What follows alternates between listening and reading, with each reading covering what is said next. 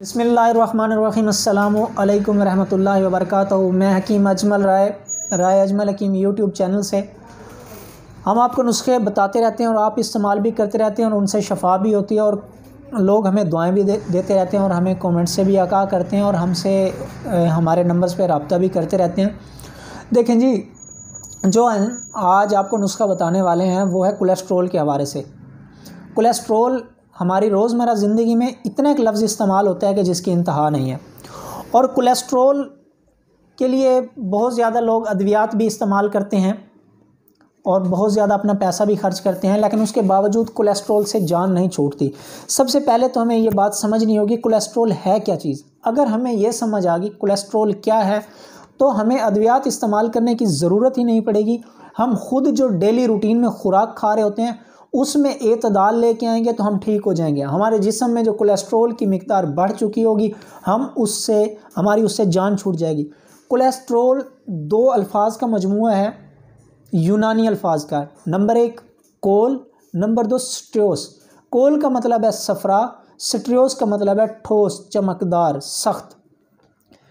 ठोस, चमकदार, सख्त ये चर्बी की तरह होता है। जो जानवरों से चर्बी हम हासिल करते हैं उस तरह की चर्बी की शक्ल का होता है और ये कलमों की सूरत में हमारे जिस्म में पाया जाता है। हमारे जिस्म में मसाने के अलावा बाकी जो जिस्म की शरियानें होती हैं उनमें उनकी दीवारों के साथ, मतलब जो हमारे जिस्म में वेन्स हैं जिनमें से ब्लड गुजरता है, उनकी दीवारों के साथ ये जुड़ा हुआ होता है या ये जमा हुआ होता है।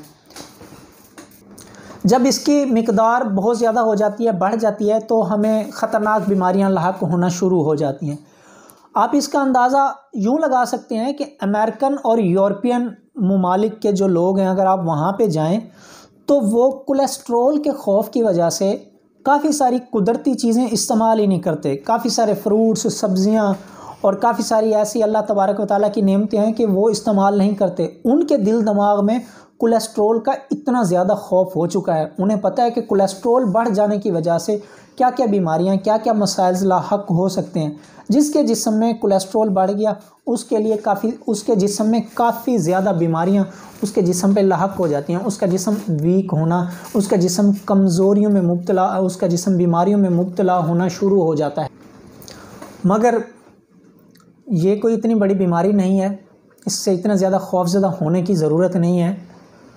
ये ज़्यादातर जो हासिल होता है वो होता है चर्बियों से, शराब नोशी से, तंबाकू नोशी से, नशा और अद्वियात से, नशा और चीज़ों से।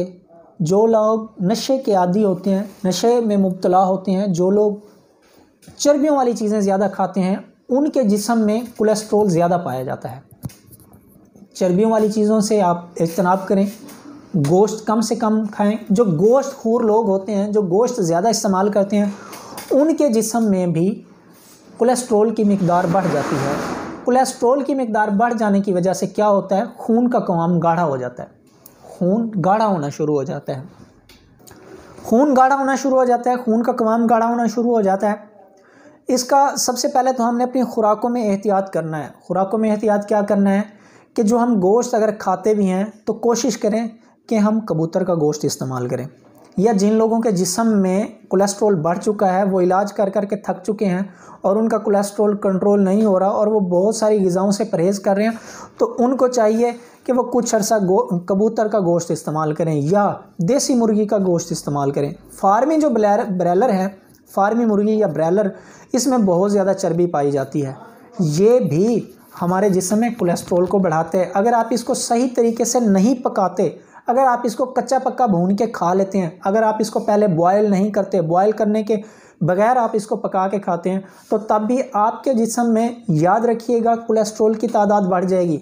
अगर आप गोश्त चर्बियों वाला खाना पसंद करते हैं तो तब भी आपके जिस्म में कोलेस्ट्रोल की चर्बियों वाली गोश्त से और रोगनियात से हमने परहेज़ करना है, इज्तनाब करना है। अब हरन का गोश्त अगर आप इस्तेमाल करते हैं तो सबसे बेहतर है, लेकिन हरन का गोश्त कौन इस्तेमाल कर सकता है, इतना महंगा होता है। कबूतर का गोश्त इस्तेमाल करेंगे, बकरी का गोश्त इस्तेमाल करेंगे या बकरे का गोश्त इस्तेमाल करेंगे, वो भी फ़ायदेमंद होता है इस हवाले से। और कोलेस्ट्रोल को कम करने के लिए कोशिश करनी चाहिए कि गोश्त में ज़्यादातर मिसाले डालने की बजाय काली मिर्च, हल्का सा नमक, लहसुन, अदरक ये चीज़ें डाल के हमें यखनी बना के पी लेनी चाहिए, और जो गोश्त होता है, जो बोटियाँ होती हैं, वो खा लेनी चाहिए। ये बहुत ज़्यादा फ़ायदा देता है। इससे आपका जो खून का कवाम होता है वो पतला होना शुरू हो जाता है, और आपके जिस्म में कोलेस्ट्रोल की मिकदार कम होना शुरू हो जाती है। फिर है मेवाजात। मेवाजात में पिस्ता है, अखरोट है, खजूर है, किशमिश है, मुनक्का है, खुबानी है, खुशक खुबानी, आप इसको भी इस्तेमाल कर सकते हैं। अनाज में जो दालें हैं, दाल मसूर है, चने की दाल है, सरसों का साग है, मेथी का साग है, प्याज है, इसको इस्तेमाल करें। चलगूज़ा है, इसको इस्तेमाल करें। मूंगफली, अखरोट, ये भी फ़ायदा देती हैं। लहसुन, अदरक, कचनाल, ये चीज़ें बहुत ज़्यादा फ़ायदा देती हैं कोलेस्ट्रॉल को कम करने के लिए। ये तो होगी खुराक, खाने पीने की चीज़ें जिससे हम कोलेस्ट्रॉल को कम कर सकते हैं। अब मैं आपको बताने जा रहा हूँ नुस्खा। वो नुस्खा आप इंतहाई ध्यान और एहतियात से सुनेंगे और ये नुस्खा बनाएंगे और ये नुस्खा इस्तेमाल कराएंगे। इससे आपका कोई अज़ीज़ दोस्त या कोई घर में फ़र्द, फैमिली मेम्बर जिसको कोलेस्ट्रॉल का प्रॉब्लम है, तो वो ये नुस्खा ज़रूर अपनाएगा, ज़रूर इस्तेमाल करेगा। इससे इंशाअल्लाह कोलेस्ट्रॉल का आपका जो प्रॉब्लम है वो हल होगा। जो नुस्खा है उसमें सिर्फ 7 चीज़ें हैं और इंतहाई आसान और सादा सी चीज़ें हैं। अगर आप पंसारी से लेंगे तो आपको वो आसानी से मिल जाएंगी, लाजमी बात है पंसारी से ही लेंगे। 7 चीज़ें हैं। नंबर 1 बागची, नंबर 2 गंधा कामला सार, नंबर 3 पुदीना खुशक, नंबर 4 सुंड, नंबर 5 राई, नंबर 6 काली मिर्च। आप ये 6 चीज़ें बराबर वज़न लेंगे 20-20 ग्राम। नंबर 1 बागची, नंबर 2 गंधा कामला सार, नंबर 3 पुदीना खुश्क, नंबर 4 सुंड, नंबर 5 राई, नंबर 6 काली मिर्च। ये आप 6 चीज़ें लेंगे 20-20 ग्राम पंसारी से। इसके अलावा आपने लहसुन लेना है, लहसुन का पानी निकाल लेना है, लहसुन का जूस निकाल लेना है, लहसुन का पानी निकाल लें, वो आपने ले लेना है 100 ग्राम। आपने इन 6 चीज़ों को बारीक करना है, खुद से बारीक करना है, ग्राइंडर में बारीक नहीं करना। हम हर नुस्खे में ये बताते होते हैं कि जो भी नुस्खा हम आपको बताते हैं वो आपने ग्राइंडर में ग्राइंड नहीं करना या उसको बारीक नहीं करना। उसको बारीक करने के लिए आपने खुद से 10-15-20 मिनट, आधा घंटा मेहनत करनी है, उसको बारीक करना है, सफ़ूफ बनाना है। सफ़ूफ बना लेंगे आप। ये जो लहसुन का पानी निकाला हुआ होगा 100 ग्राम, तोल के 100 ग्राम होना चाहिए कम से कम। 100 ग्राम लहसुन का पानी इसमें डाल के फिर आप इसको हल्के से ग्राइंड खुद पीसते रहेंगे जब तक ये पानी खुश्क नहीं होता। आप इसको पीसते रहें, आप कुंडी डंडे में आप इसको बनाते रहें या खरल करते रहें या खरल में बनाते रहें। जब आपका ये बन जाता है, ये लहसुन वाला पानी पी लेता है, लहसुन वाला पानी खुश्क हो जाता है, आप इस सफ़ूफ को कोई 1 दिन या 2 दिन के लिए खुश्क होने के लिए रख दें। खुश्क हो जाएगा, उसके बाद फिर आपने इसके ऊपर 10-15 मिनट या 20 मिनट मेहनत करनी है। आपने इसको खरल करना है। जब ये खरल हो गया, ये आपका सफ़ूफ बन गया।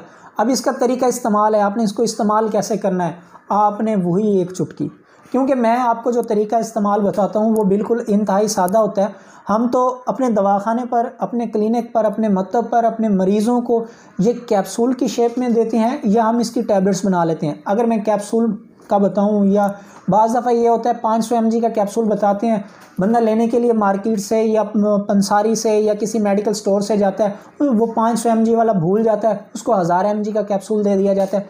इसलिए सादा सा तरीक़ाकार है कि ये जो 3 उंगलियां हैं, 1 अंगूठा और ये 2 उंगलियां, इनमें जो सफ़ूफ आए, जो चुटकी है, आपने वो इस्तेमाल करनी है सुबह, दोपहर और शाम। अगर कोलेस्ट्रॉल का ज़्यादा प्रॉब्लम है तो आप इसको 3 टाइम डबल चुटकी भी कर सकते हैं, वरना 2 टाइम भी कर सकते हैं। अगर आप ज़्यादा मसरूफ़ रहते हैं और आपको लगता है कि आपकी सेहत से ज़्यादा आपको आपकी मसरूफियत अहम है, तो आप इसको 2 टाइम भी इस्तेमाल कर सकते हैं।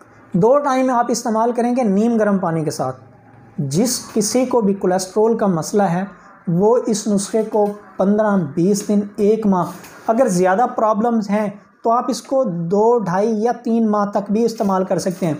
अगर आप इसको 4 माह भी इस्तेमाल करते रहेंगे तो आपको कोई प्रॉब्लम नहीं होगी। ये फ़ायदेमंद नुस्खा है, आपकी कोलेस्ट्रॉल से जान छूट जाएगी।